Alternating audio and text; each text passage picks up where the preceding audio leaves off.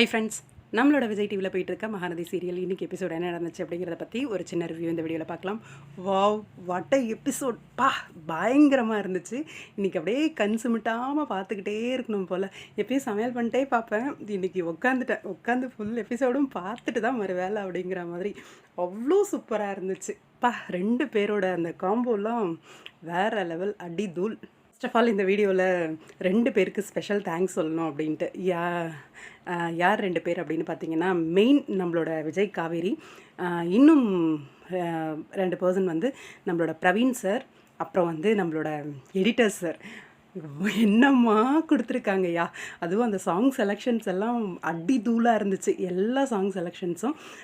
அதே மாதிரி நம்ம ஆர்டிஸ்ட்டும் பட்டையை கிளப்புற மாதிரி சூப்பராக நடிச்சிட்டாங்க. நம்ம பிரவீன் சார் எப்பயும் போல் பின்னிட்டார். இவங்க எல்லாருக்கும் எங்களோட ஸ்பெஷல் தேங்க்ஸ். இன்றைக்கி ஒரு விஷுவல் ட்ரீட்டாக இருந்துச்சு இந்த எபிசோட். காவேரி வரும்போதே கண் கொட்டாமல் பார்த்துக்கிட்டு இருந்தார்.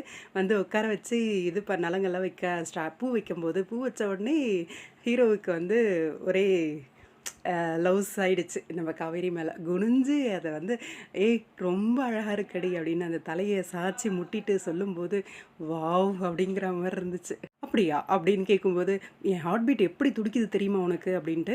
ஹார்ட் பீட் பயந்தா தானே துடிக்கும், நார்மலாக இருக்கும்போது கூட துடிக்குமா அப்படின்ட்டு. ஒரு வேளை உன் அழகில் நான் பயந்துட்டனும் அப்படின்ற மாதிரி விஜய் ரொம்ப அழகாகவும் க்யூட்டாகவும் இருந்துச்சு. அவங்களோட கான்வர்சேஷன் பார்க்குறதுக்கே அந்த ஹார்ட்டில் வந்து காதை வச்சு கேட்குறதெல்லாம் வேறு லெவல்.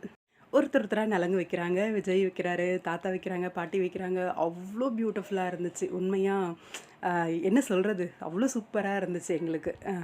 எல்லாத்துக்கும் அந்த சாங் செலெக்ஷன் வேறு லெவல், பட்டையை கிளப்பிருச்சு. நலங்கெல்லாம் வச்சு முடிச்சுட்டு மேலே போகும்போது மறுபடியும் வீட்டை பற்றி பேச்சு போகும்போது காவேரிக்கு வேறு ஆப்ஷனே இல்லை, வீடை விற்கணும் அப்படின்ற ஒரு நிலமையில தான் வந்து நிற்கிறாங்க. ஏன்னா கங்கா, யமுனா 2 பேருமே அவ்வளோ தூரம் கன்வின்ஸ் பண்ணவே யோசிக்க ஆரம்பிச்சிட்டாங்க அப்படிங்கிற மாதிரி. இன்னொரு பக்கம் மறுபடியும் கீழே கூப்பிடுறாங்க, காவேரி கீழே வந்துடுறாங்க. ஆலங்கா சுற்றிட்டு கிளம்புறோம் அப்படின்னு சொல்லும்போது, அத்தை எல்லாரும் வீட்டுக்கு தீபாவளிக்கு வந்துடணும், இங்கே தான் தீபாவளி கொண்டாடுறோம் அப்படிங்கிற மாதிரி விஜய் வந்து சொல்கிறாரு. சொல்லும்போது ஓகே தம்பி, நீங்கள் இவ்வளோ தூரம் கூப்பிடுறீங்க வராமையா அப்படின்ட்டு. அடுத்த ஃபங்க்ஷன் என்ன அப்படின்னு உங்களுக்கே இப்போ தெரிஞ்சிருக்கும். அடுத்தது தீபாவளி செலிப்ரேஷன் ரொம்பவே சூப்பராக வரப்போகுது. இன்னொரு பக்கம் கங்கா மூஞ்சை பார்க்க சகிக்கலை, அப்படி ஒரு மூஞ்சை வச்சுக்கிட்டு இருக்காங்க. அவ்வளோ ஒரு கோவம், வெறித்தனம் இருக்குது அவங்களோட மூஞ்சில். என்னென்னா தன்னை விட கிராண்டாக பண்ணுறாங்கன்னு ஒரு பக்கம், இவ்வளோ சொந்த பந்தத்தை கூட்டி இப்படி பண்ணுறாங்க, எனக்கு தனியாக பண்ணதே நல்லதாக போச்சு அப்படின்னு வயிற்றுச்சல் பட்டுட்ருக்காங்க. இன்னொரு சைடு விஜய் தாத்தா 2 பேரும் ட்ரிங்க்ஸ் பண்ணிட்டு உட்காந்துட்டு இருக்காங்க. காவேரி மிச்சம் சாப்பிட்டுட்டு இருக்காங்க. அந்த இடத்துல வீடை விற்கிறத பற்றி பேச்சு வருது. காவேரிக்கு சப்போர்ட்டாக நீ அந்த வீட்டை வாங்கிறேன் அப்படின்ன உடனே காவேரியோட கண்ணெல்லாம் அப்படியே வாங்கிடலாமா, நம்மக்கிட்டே இருக்க போகுது அப்படின்ட்டு. விஜயும் வந்து அந்த இடத்துல அந்த வீட்டை விற்க நான் விடவே மாட்டேன் அப்படின்ற மாதிரி சொல்கிறாங்க.